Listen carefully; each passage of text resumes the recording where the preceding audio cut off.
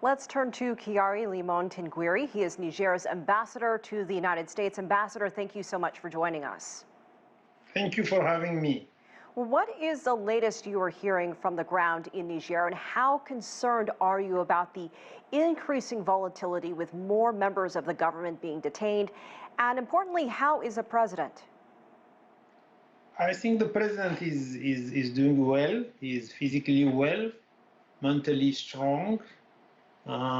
When it comes to detaining people without any due process, this is a violation of human rights. It shows what are the intentions of those who want to seize power by force. So what I hear from the ground is that the sanction decided by the UMOA and ECOWAS are starting to make effects.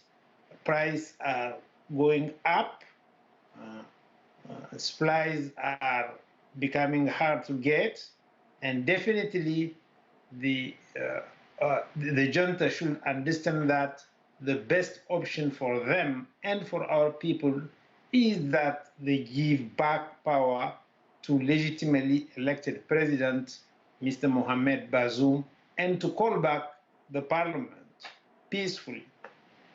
What will it take to get there, though? There are various offers from outside governments to mediate. Will that do anything at all? And what will it take to restore democracy and get the opposition to stand down?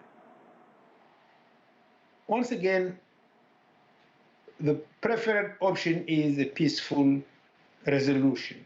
And I really call on to the junta to understand that. There is no win for them in trying to keep President Bazoum hostage. They should understand that the suffering they're imposing to our people is not acceptable. It should not last. They have to stop it, and they have the means to stop it. It's simply to come back to reason and to handle back power to legitimate institution, to legitimate elected president and parliament.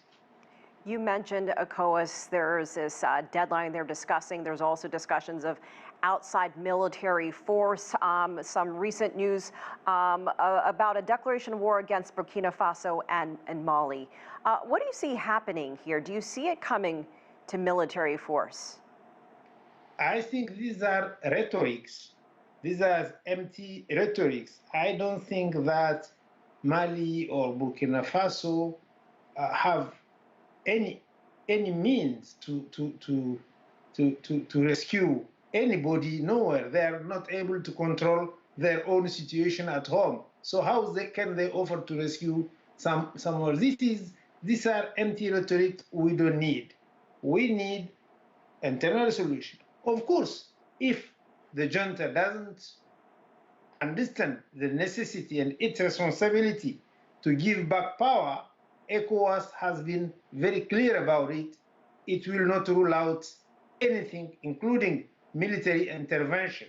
So just the call is, please give back power to legitimately elected officials, the president, Mohamed Bazoum, and the parliament, and please, please save all the suffering to our people.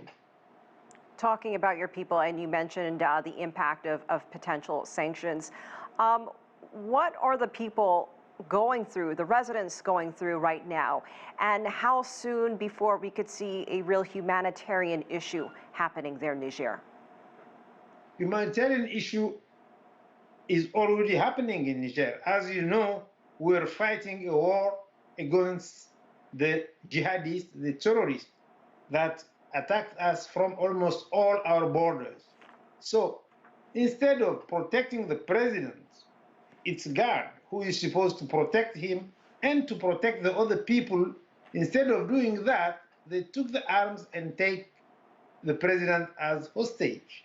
We want them to go back to their barrack, to do what is their job, meaning fighting those who are attacking us and not attacking legitimately elected president and keeping him hostage. The people in Niger does not need that and does not want that. And Ambassador, what is the one thing that you want everyone around the world to know? What is the one message that you want people to hear? The message is that this attempt of coup has no reason whatsoever. Situation is improving in our country, including in the security sector. Economic growth was around.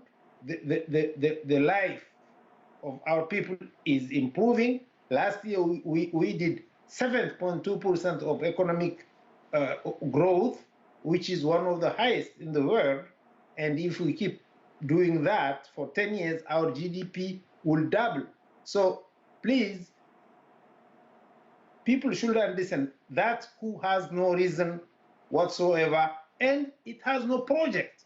They haven't spelled out any single project. They have no vision for the country. They just want to rule for themselves, being the ruler because they have arms, they have force.